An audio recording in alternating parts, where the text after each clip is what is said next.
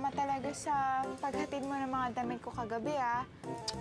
Ang bihira talaga yung mga pinsan mo. Ayaw akong tigilan.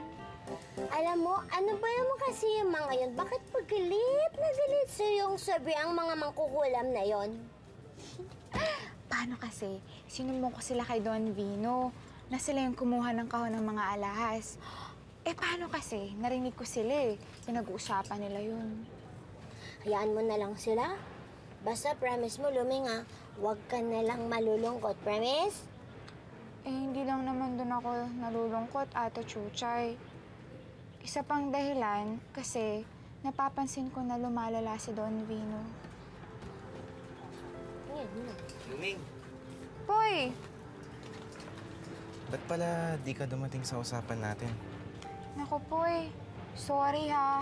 Eh, kasi alam mo naman, may party kagabi sa bahay. Kaya, sorry talaga. Okay lang yan. Ang importante, nakita kita ulit. Tsaka may bibigay nga pala ako sa'yo. Bigay? Wow! Ang cute naman ito, Poy! Ibigay. Luming, box pa lang yan. Binubuksan yan. Buksan mo.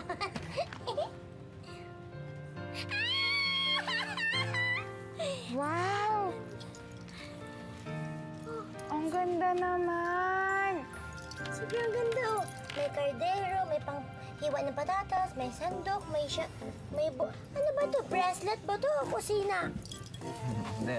Chuchay, alam mo, sinasadya ko kasi yan. Kasi alam kong mahilig magluto si Luming. Kaya mga gamit sa kusina yung tinalagay ko. Thank you talaga, Poy, ha? Pait-pait mo sa akin. Tsaka, hindi lang yun. Itanggap akong waiter sa isang restaurant. Tsaka magsisimula na ako bukas. Wow! Congrats, Poy! Oh, paano yan? Sa unang sweldo mo, lilibre mo ako, ha? Ikaw pa. Loves kita eh. Loves.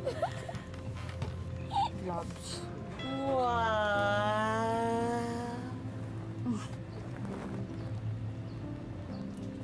Ang sweet!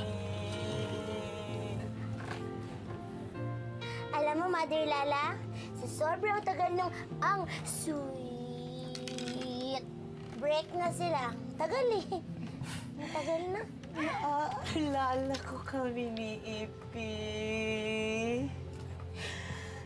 Yung mga time niyo po nung araw? Oh.